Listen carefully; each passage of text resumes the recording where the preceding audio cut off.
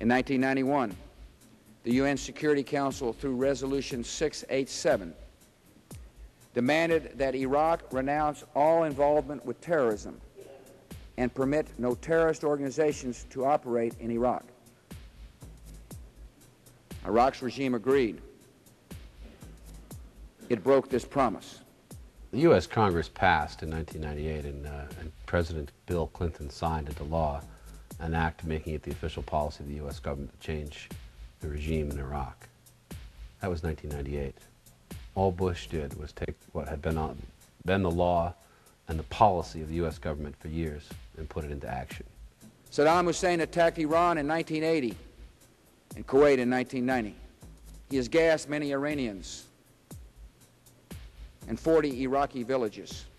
I think it was the perfect second move for this reason. Going to Iraq was being proactive and preemptive.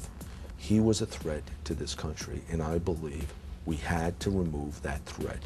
We cannot stand by and do nothing while dangers gather. We must stand up for our security and for the permanent rights and the hopes of mankind. The United States of America will make that stand. And delegates to the United Nations, you have the power to make that stand as well. Frank Gaffney heads the Center for Security Policy in Washington. The only grounds that had standing in the United Nations were that Saddam Hussein apparently had continued to violate successive resolutions obliging him to eliminate his weapons of mass destruction. Were they there? Did he have them? And of course we knew that he had them because he used them on his own population. He used them on the Kurds, used those weapons of mass destruction against the Iranians during that conflict.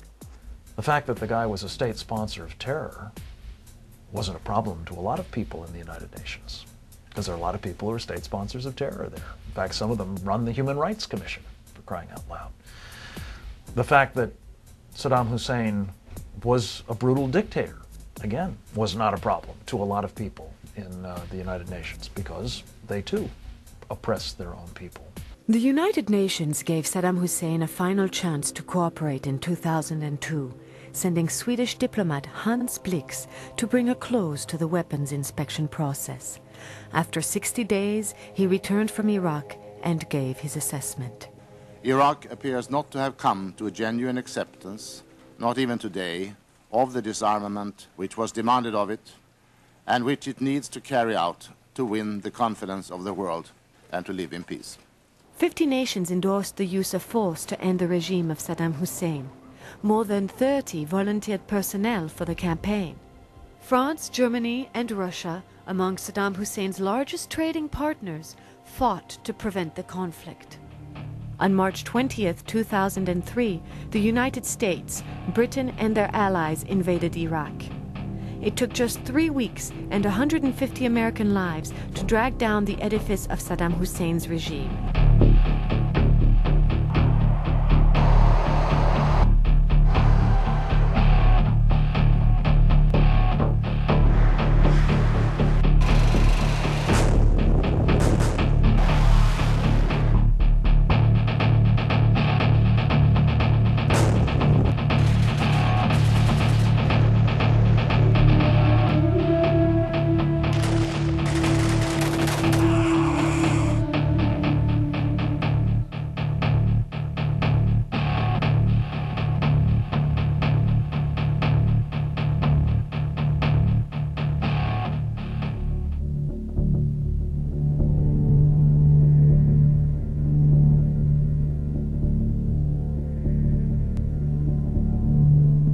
Meet Joe Wilson, quintessential Washington man, former U.S. ambassador to Iraq. In July 2003, Joe Wilson managed to do what so many Washington bureaucrats yearn to do. Mr. Wilson hit the big time. An op-ed piece in the New York Times. George Bush, said Mr. Wilson, had misled the American public. There's no evidence that Mr. Hussein tried to buy uranium in Africa, as the president had claimed. I should know, explained Mr. Wilson. I was recruited by the CIA to do an in-depth investigation. To the heart of Africa I traveled in search of the truth. And so into the media swirl went Mr. Wilson, and much was said. and much fuel was added to the fire. Bush lied, Bush lied. And out came the quickie book, The Politics of Truth. But all was not well in Wilsonville. I thought, this guy doesn't have the qualifications to say that Saddam wasn't looking for uranium, and this guy is not a neutral observer. Cliff May is a former reporter for the New York Times. Today, he heads the Foundation for the Defense of Democracies. He began picking away at Mr. Wilson's story in the National Review. It seemed that Mr. Wilson's investigation wasn't all it was cracked up to be, and it certainly didn't close the book on the question of Saddam Hussein's appetite for uranium. By his own admission, his investigation consisted of 8 days of drinking sweet mint tea and interviewing various officials. One just has to ask oneself, if he came across an official who was involved in illicitly obtaining uranium and selling it to Saddam Hussein, do you think that official would say under questioning over mint tea, Joe Wilson, you got me. I have in fact packaged up a lot of uranium, sent it by FedEx to Baghdad. I cannot tell a lie. I think not. But into the popular consciousness did sink the words of Wilson. Fuel for 1,000 protest signs. Ammunition for hundreds of shrill activists. This whole weapons of mass destruction was a lie. They knew it was a lie. According to Howard Kurtz of the Washington Post, Mr. Wilson's charges fueled more than 80 stories on network television.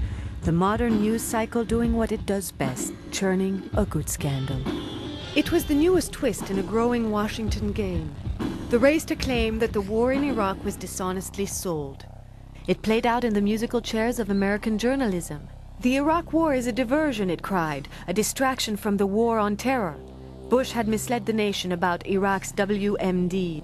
He falsely claimed that there were links between Saddam and Al-Qaeda. Was there any connection between Saddam Hussein and Al-Qaeda? Were they cooperating? No. Was Iraq supporting Al-Qaeda? No. There's a history of reporting on this, both intelligence reporting and media reporting, that suggests that the current conventional wisdom, which is that there is no connection, is wrong. Stephen Hayes writes for the Weekly Standard, a journal that supported the war to end Saddam Hussein's rule. Actually reporting on the Iraq-Al-Qaeda connection predates the arguments that we've heard from the Bush administration. The Clinton administration, for instance, included an Iraq-Al-Qaeda connection in its sealed indictment of Osama bin Laden in the spring of 1998. Al-Qaeda reached an understanding with the government of Iraq that Al-Qaeda would not work against that government, and that on particular projects, specifically including weapons development, Al-Qaeda would work cooperatively with the government of Iraq. In the 4 years since the inspectors left, intelligence reports show that Saddam Hussein has worked to rebuild his chemical and biological weapons stock, his missile delivery capability, and his nuclear program. He has also given aid, comfort, and sanctuary to terrorists, including Al-Qaeda members.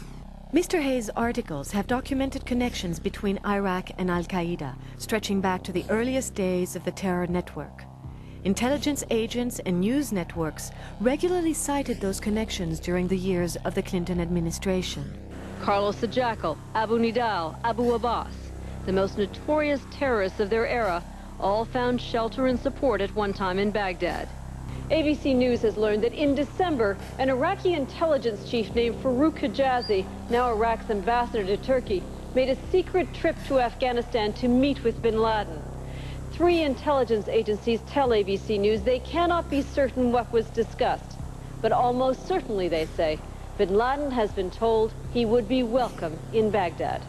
Now anybody, Richard Clark or anyone else, who says there's been no contact and no support ever of any kind simply is ignoring that kind of evidence. I mean, anybody who could read, for example, George Tenet's letter of October 2002 to the Senate Intelligence Committee would know that there had been contacts, senior-level contacts, between Al-Qaeda and Iraq going back a decade, back into the early 90s, and that Al-Qaeda had received training from Iraqi intelligence in, quote, poisons, gases, and conventional explosives.